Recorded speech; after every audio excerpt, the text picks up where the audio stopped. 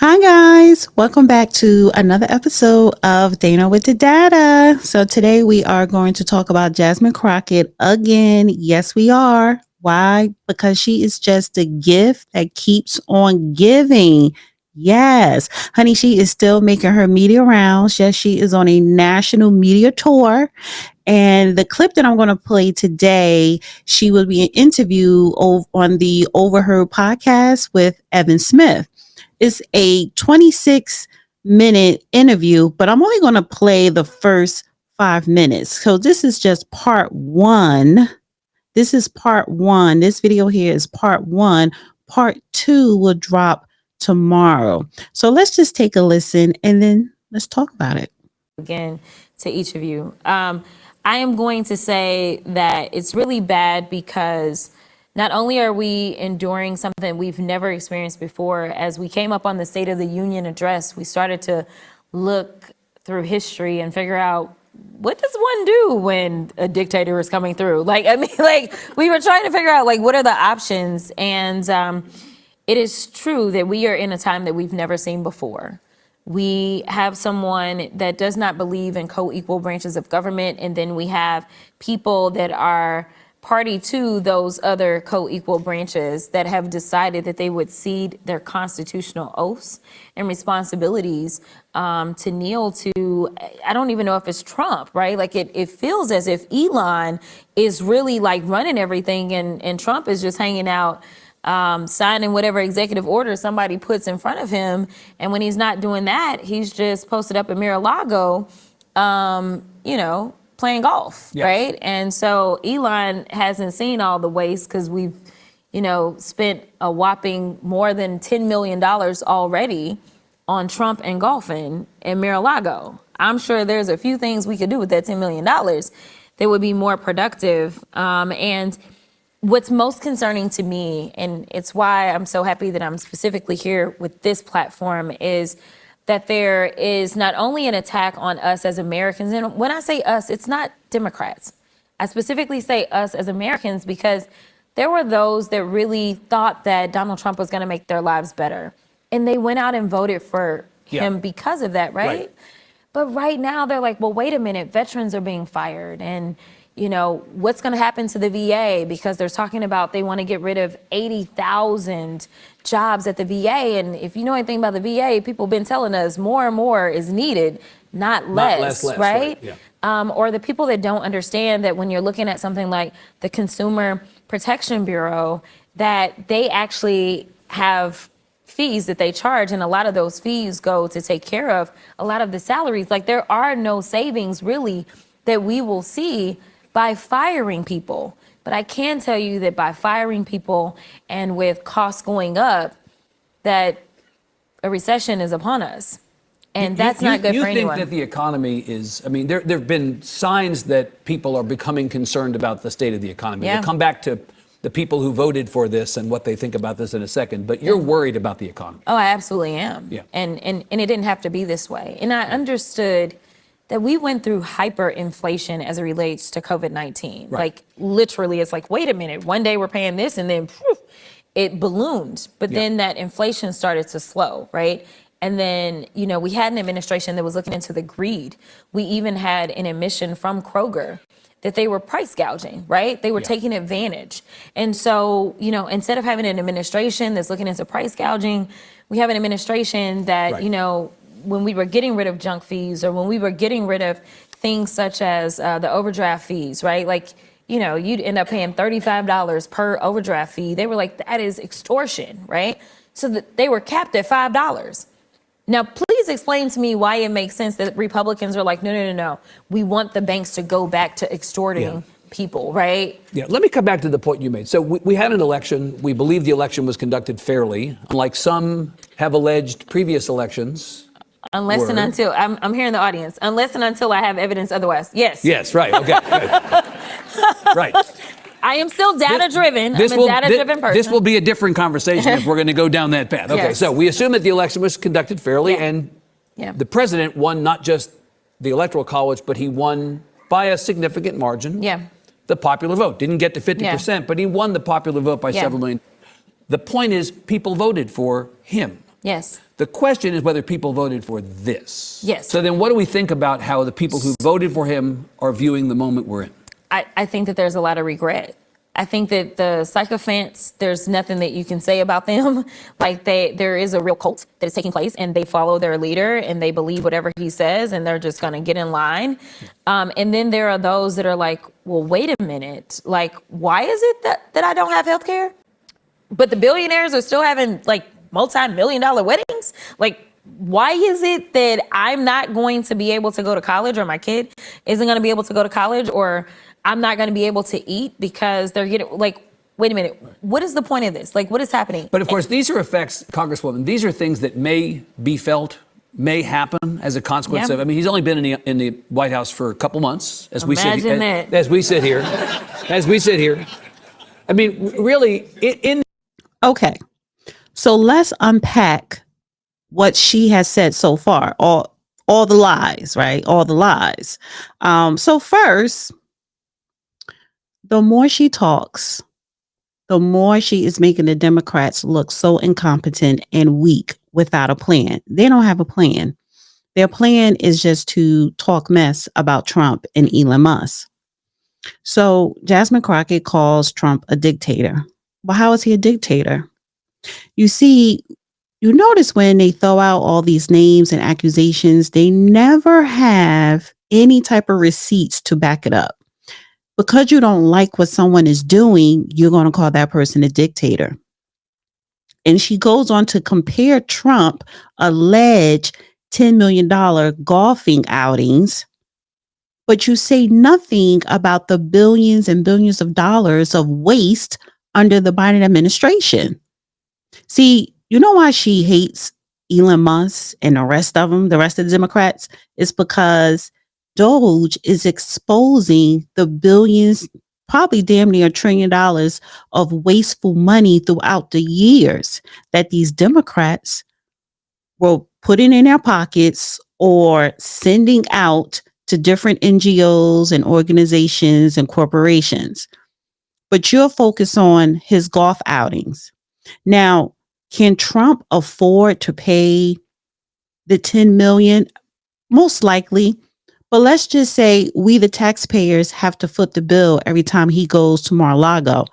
I don't care, because all of the money that we are seeing that the Democrats have wasted, that Doge is exposing, easily covers that tab. If he's going to play golf, I don't care. I'd rather pay $10 million instead of $100 billion on BS. She also brought up the VA. Well, the VA just received an additional $8 to $10 billion under the GOP fund bill that just passed on Friday. Mind you, the funding bill that the GOP were able to get passed through Congress, that's just a midpoint of the year. So the new budget, I believe, is not going to hit the floor again until September or October. So this is just a, mid-year budget, a continuation of the budget. And they already extended at least $8 to $10 billion to veterans, to the VA. So another lie we have to debunk. But the thing is, why is she so worried about the economy now? But you wasn't worried about the economy under Biden? The Biden administration are the ones that kept us in high inflation for years. So when you talk about inflation happened because the corporations were price gouging, no, she has it in reverse. The price gouging was a result of high inflation. So yeah, corporations probably did take advantage of it, but they took advantage because the Biden administration caused for us to have a high inflation rate. So you want to talk about the economy of a man that's only been in office for 2 months, but you don't want to talk about the economy and the mishaps under the Biden administration. And then she goes on to say, then she goes on to say that Trump voters regret voting for him. I damn sure don't regret it. I don't know anyone that does. Even the people who did not vote for Trump, They are not complaining about the no tax on overtime, the no tax on tips. They are not complaining about the possible no federal taxes for people that make 150K and less a year. See, they didn't vote for him. They can't stand him, but they're not complaining about all of these executive orders that's going to put more money in our pockets, in American people pockets. So I don't know what this woman is talking about. Nobody regrets voting for Trump. Majority, I believe 80% of Americans, because he got that popular vote. That means over 70% of Americans voted for Donald Trump. Number one is because of the illegal migrants. He is doing what we voted for him to do within his capacity. He's doing that. So there's no complaints. But I tell you this, Democrats, where's your counter? Where's your plan? Can you top what he's doing? And another thing, when he brings Congress, because Congress controls the purse, so when he brings that bill to Congress to no longer tax gratuity, no longer tax overtime, no longer tax people making 150K or less a year, are you guys going to sign off on it? Democrats. Or are you going to make up more lies? Are you going to keep calling him a racist? And you're going to keep yelling and screaming on nonsense to try to delay or filibuster? You want to filibuster Americans from saving and making more money. So nobody isn't complaining when this man is making the economy stronger. Now, this is just part one. I'm going to drop part two tomorrow because we're really going to have to break down all of the lies that this woman is spilling in this podcast. However, I want to share this because she mentioned something about banks and the overdraft fees. So when she was talking about the Biden administration making banks get rid of overdraft fees or capping overdraft fees at $5, that was another lie. She's talking about the CFPB closes overdraft loophole to save Americans billions in fees, right? Now, here's the BS with that. Because they're not technically helping Americans save billions of dollars. So the Consumer Financial Protection Bureau took action to close an outdated overdraft loophole that exempted overdraft loans from lending laws. The agency's final rule on overdraft fees applies to the banks and credit unions with more than $10 billion in assets that dominate the U.S. market. The reform will allow large banks several options to manage their overdraft lending program. They can choose, keyword, they can choose to charge $5 to offer overdraft as a courtesy by charging a fee that covers no more than costs or losses. So they could charge $5 and that's it. Or they could offer an overdraft courtesy by charging a fee that covers no more than the costs or losses, or continue to extend profit generating overdraft loans if they comply with long-standing lending laws, including disclosing any applicable interest rate.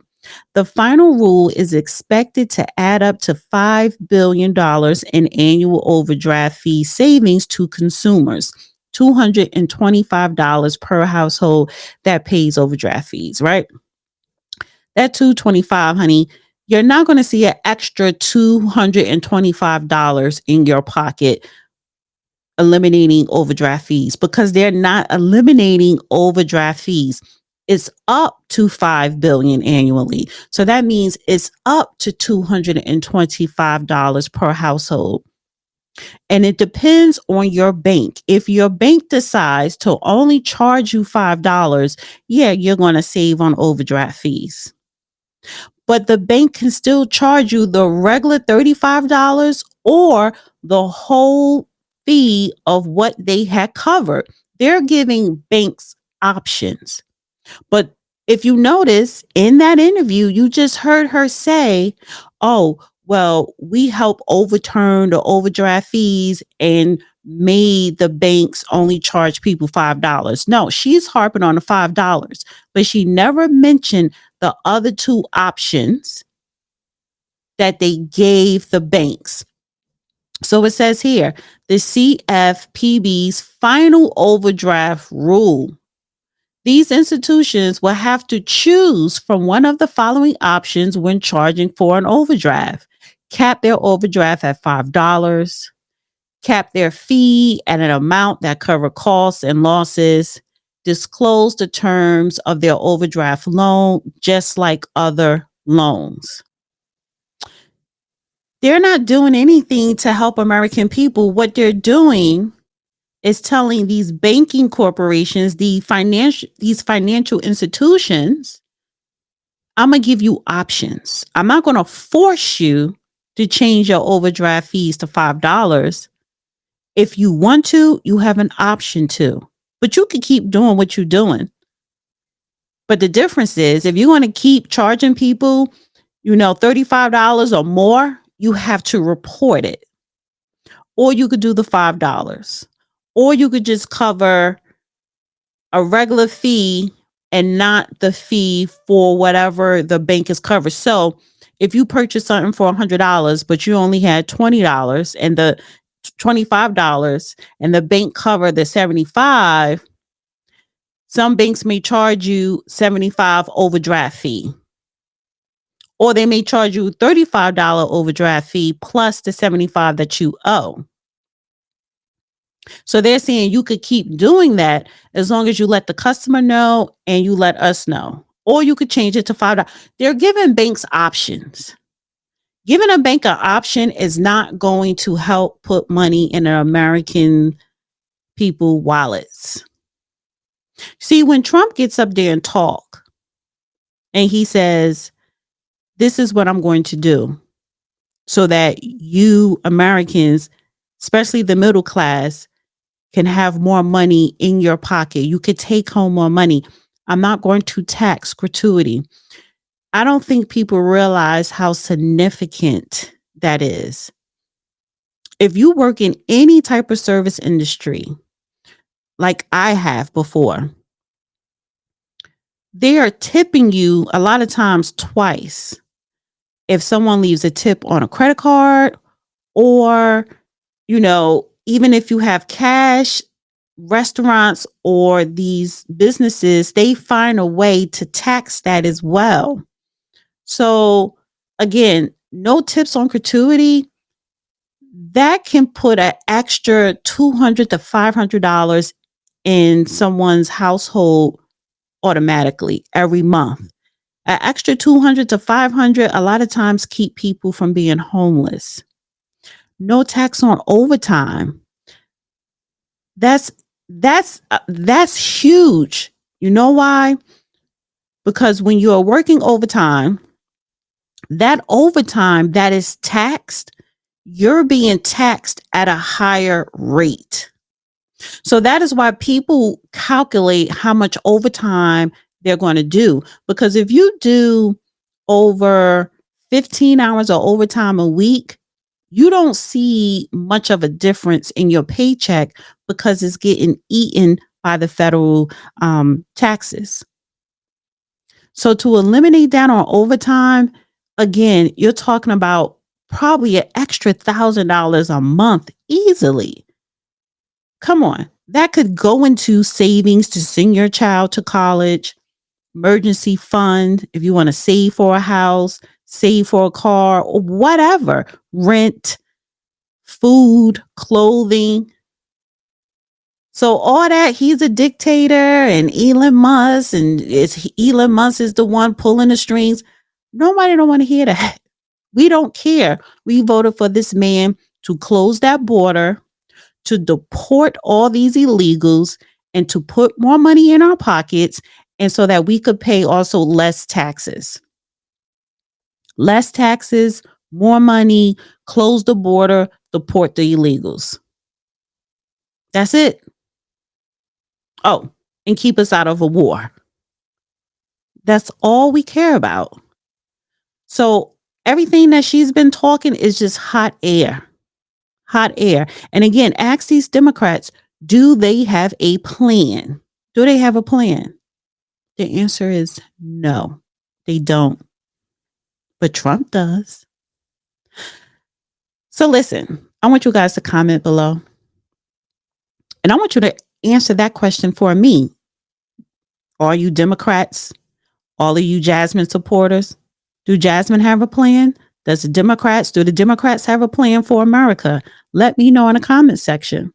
And also, please like this video, share this video, and I will see you guys in the next video. Bye.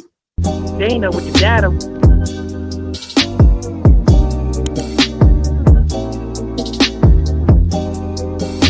Dana with the data.